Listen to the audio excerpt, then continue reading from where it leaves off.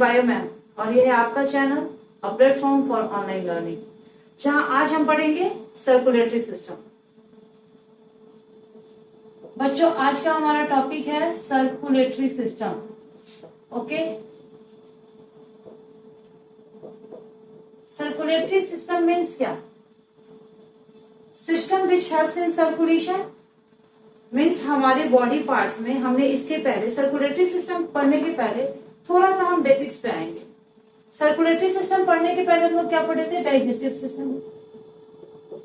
Okay, digestive system में हमने क्या पढ़ा था? कॉम्प्लेक्स फूड सिंपल फॉर्म में चेंज हो गया था और अल्टीमेटली क्या बना था? ग्लूकोज बना था। चलो ये बात हो गई, मतलब अल्टीमेटली ये बन गया ग्लूकोज। ग्लूकोज कौन एब्जॉर्ब कर लिया था? किसने एब्जॉर्ब किया था? सेल ने एब्जॉर्ब किया था। ओके, मतलब कि हमारा जो बॉडी है या किसी भी लिविंग ऑर्गेनिजम्स के जो बॉडी है वो किससे मिलकर बना हुआ? सेल से बना हुआ है। और अल्टीमेटली जो ग्लूकोज का फॉर्मेशन होगा वो कौन किसके पास जाएगा? सेल के पास जाएगा। चलो यहाँ तक तो बात हो गई। फिर इसके बाद हम लोग दूसरा लाइफ प्रोसेस पढ़े थे। क्या पढ़े थे वो? That is respiratory system. Okay, respiratory system हम लोग पढ़ चुके हैं। There are the various system to maintain the life, मतलब there are the various process to maintain the life. उसमें डाइजेस्टिव सिस्टम था, रेस्पिरेटरी सिस्टम था और आज का हमारा टॉपिक है सर्कुलेटरी सिस्टम। फिर रेस्पिरेटरी सिस्टम में क्या हुआ था? ऑक्सीजन एटमॉस्फेयर से कहाँ आया था? हमारे बॉडी के अंदर लंग्स में आया था। ठीक है भाई, लंग्स में आया। फिर लंग्स में आने के बाद ये ऑक्सीजन का क्या काम? ये ऑक्सीजन कहाँ गया था? सेल के पास गया था। आगे भी हम लोग देखेंगे। सेल के पास जाने के बाद क्यों गया सेल के पास? क्योंकि सेल को ग्लूकोज को ऑक्सीडाइज करने के लिए, ग्लूकोज को बर्न करने के लिए ऑक्सीजन चाहिए। नहीं तो ग्लूकोज का सेल के पास कोई काम नहीं, वो वैसे ही पड़ा रह जाएगा। ठीक है, तो ग्लूकोज के एब्सॉर्ब करने के बाद जो हम ऑक्सीजन लेते हैं सांस में, वो ऑक्सीजन कहाँ जाता है? अल्टीमेटली सेल के पास जाएगा। और सेल के पास क्या होगा? फिर ऑक्सीडेशन ऑफ फूड। क्या होगा यहाँ पे? Oxidation of food. Oxidation of food होने के बाद क्या हो जाएगा? कुछ वेस्ट प्रोडक्ट निकल जाएंगे, दैट इज CO2। फिर ये CO2 क्या हो जाएगा? ये again it will go to the lungs. फिर से ये लंग्स के पास जाएगा और वहां से बाहर निकल जाएगा, आएगा जाएगा, ग्लूकोज बनेगा, ग्लूकोज सेल के पास जाएगा। ऑक्सीजन हम बाहर एटमॉस्फेयर से लेंगे, लंग्स के पास जाएगा, फिर ये भी सेल के पास जाएगा। तो ये आना जाना कैसे होगा हमारे बॉडी में? इसके लिए हम लोग पढ़ेंगे सर्कुलेटरी सिस्टम। आने जाने को हम लोग बच्चों बोलते क्या है? सिंपल टर्म में ट्रांसपोर्टेशन। मतलब कि circulatory is related from the transportation. Okay, हमारे ग्लूकोज के ट्रांसपोर्टेशन के लिए, हमारे CO2 के ट्रांसपोर्टेशन के लिए, मतलब CO2 को बॉडी से बाहर निकालने के लिए, ऑक्सीजन के ट्रांसपोर्टेशन के लिए क्या चाहिए? There should be one system. एक सिस्टम होना चाहिए, दैट इज सर्कुलेटरी सिस्टम, जो ट्रांसपोर्ट करेगा ग्लूकोज का, ऑक्सीजन का टू द सेल और सेल से फिर CO2 को बाहर निकालेगा। इसके अलावा बहुत सारे न्यूट्रिएंट्स है, हार्मोन्स है, इन सब का भी ट्रांसपोर्टेशन हमारे बॉडी में चलता रहता है, सर्कुलेट्स होते रहते हैं। That's why it is called the circulatory system. System का मतलब तो हम लोग जानते ही हैं बच्चों। सिस्टम का मतलब क्या था? Groups of organ. Group of organs मतलब बहुत सारे ऑर्गन्स के ग्रुप एक साथ मिलकर के जब एक साथ काम करते तो वो क्या बनाते हैं? एक सिस्टम बनाते हैं। And this is called the circulatory system. There are the different types of the system. Digestive system, respiratory system, इनके भी जो ऑर्गन्स होंगे, इसमें भी ग्रुप ऑफ ऑर्गन्स होगा। रेस्पिरेटरी सिस्टम में भी ग्रुप ऑफ ऑर्गन्स था, हमने पढ़ा था। डाइजेस्टिव सिस्टम में ऑर्गन्स क्या क्या थे? स्टोमक था, स्मॉल इंटेस्टाइन थे, लार्ज इंटेस्टाइन थे। रेस्पिरेटरी सिस्टम में सिमिलरली वैसे ऑर्गन था, ग्रुप ऑफ ऑर्गन्स थे। क्या क्या थे? ट्रैकिया था, नोज था, ब्रोंकाई था, ब्रोंक्यूल्स था। तो इसी तरह से हमारे सर्कुलेटरी सिस्टम में भी देयर आर द ऑर्गन्स। बहुत सारे ऑर्गन्स हैं और उन ऑर्गन्स का जो ग्रुप्स है मिलकर बनाएगा सर्कुलेटरी सिस्टम। वो कौन कौन से ऑर्गन्स हैं, कैसे हेल्प करते हैं, ये सब हम सर्कुलेटरी सिस्टम में देखेंगे। ओके,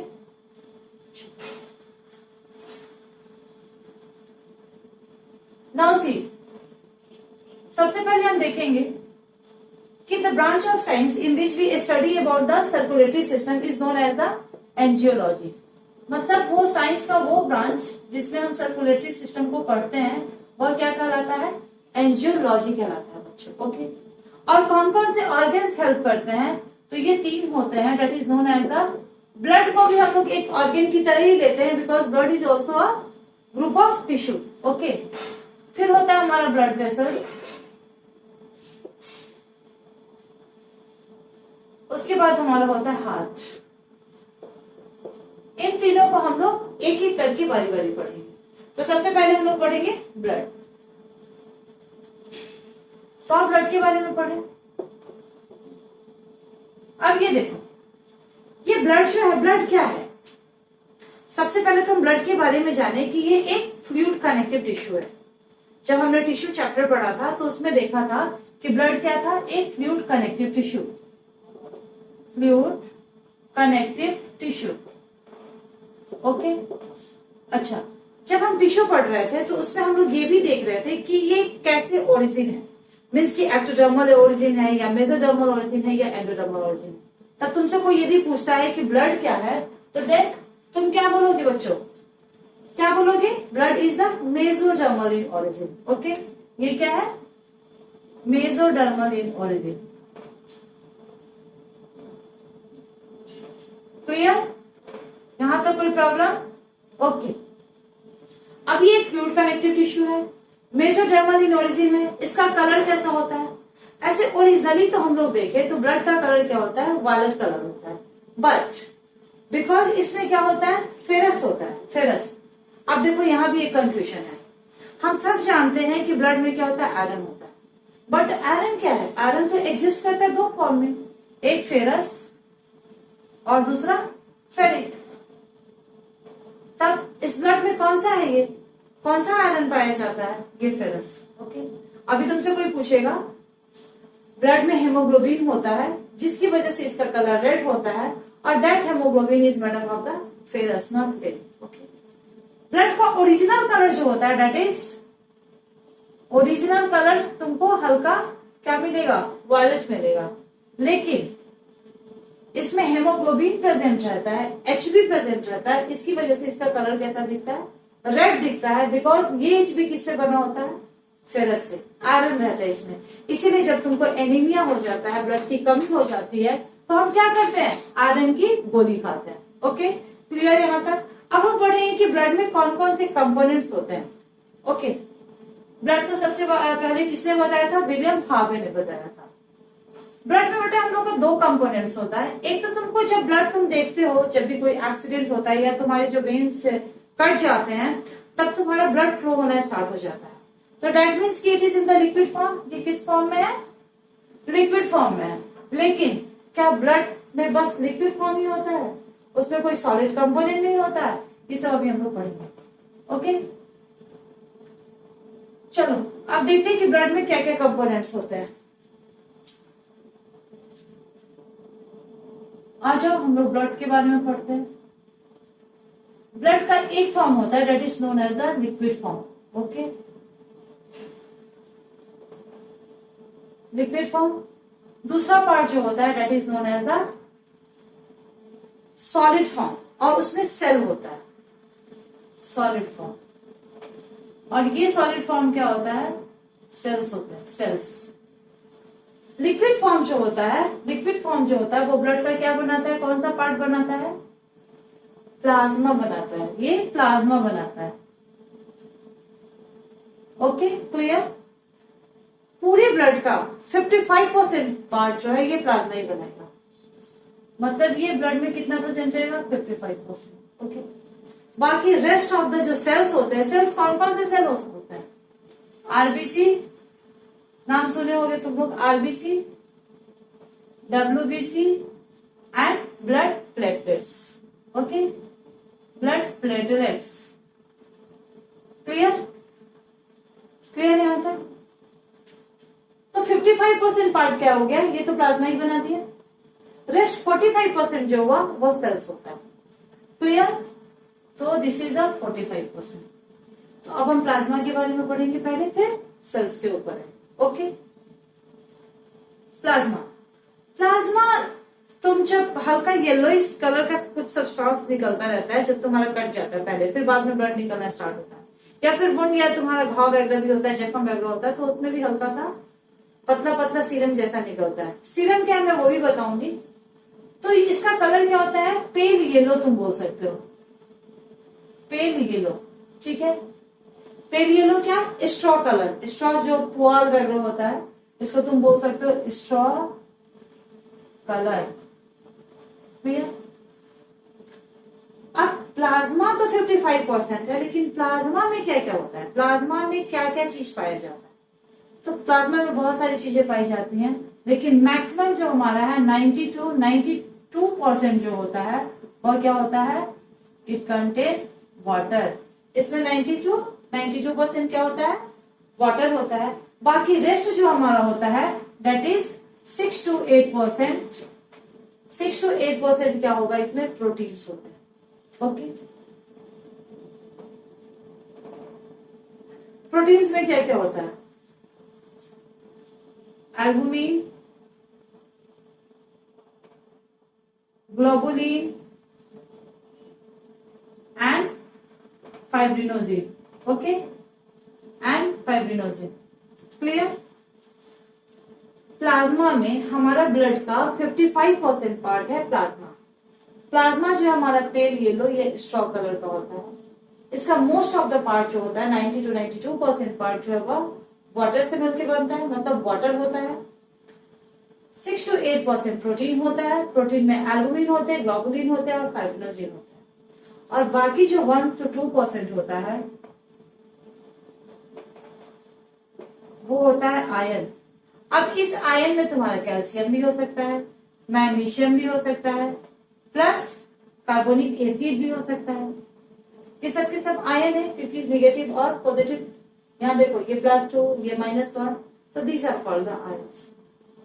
बट ये प्लाज्मा का काम क्या होता है मैं तुमको दिखाती हूँ। प्लाज्मा बेसिकली होता कैसे है। जैसे ये तुम्हारा ब्लड वेसल्स है, ओके, ये ब्लड वेसल्स है, तो इसमें ग्राउंड सब्सटेंस जो होगा, मैट्रिक्स जिसको बोल सकते हो, जैसे लिक्विड लाइक सब्सटेंसेस जो होंगे, ये जो होते हैं दैट इज प्लाज्मा। ये यहाँ पे प्लाज्मा होता है।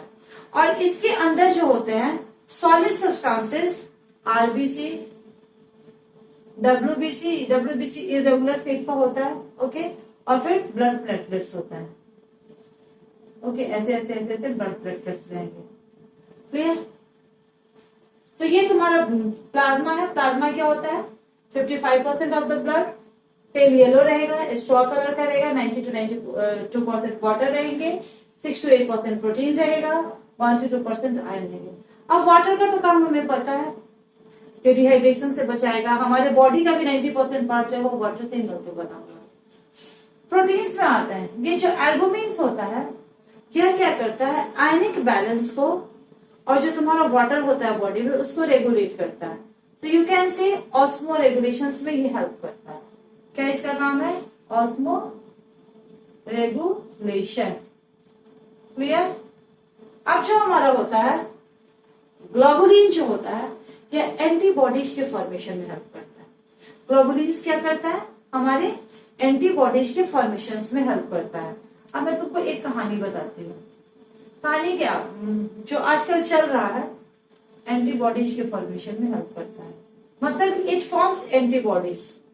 ये IgG और IgM करके बनाता है एंटीबॉडीज। सुनो मैं बताती हूँ। और फिर आऊंगी फाइब्रिनोजिन पे। ये जब कोरोना वायरस लास्ट टाइम ज्यादा था, अभी तो नहीं सुनने में आ रहा है, तो हमारे अरविंद केजरीवाल आते थे, स्क्रीन पे आते थे, टीवी पे आते थे और बार बार वो लोगों से रिक्वेस्ट करते थे कि जो भी कोरोना वायरस से ठीक हो जाए वो प्लीज अपना प्लाज्मा डोनेट करें। ऐसा अक्सर हाँ सुनने में आता था। तो ये क्यों करते थे? क्यों प्लाज्मा डोनेशन की बात करते थे? क्यों नहीं आरबीसी डोनेट करते थे? क्यों नहीं ब्लड डोनेशन की सीधे बात करते थे? तो एक्चुअली होता था क्या कि प्लाज्मा डोनेशन में, प्लाज्मा में हमने पढ़ा ग्लोबुलिन, और ग्लोबुलिन में मैं तुमको क्या बताई कि एंटीबॉडीज का फॉर्मेशन होता है IgG और IgM। ओके, तो यदि if you are infected from the corona virus, या कोई पर्सन, यदि कोई आदमी, कोई व्यक्ति यदि इन्फेक्ट हो गया कोरोना वायरस से, तो क्या हुआ? और वो ठीक हो जाता है, रिकवर कर जाता है। तो इसका मतलब वो क्यों रिकवर कर गया? क्योंकि उसमें एंटीबॉडीज का फॉर्मेशन हो गया, उसका इम्यूनिटी सिस्टम जो था वो बहुत स्ट्रांग था, उसने एंटीबॉडीज बनाया।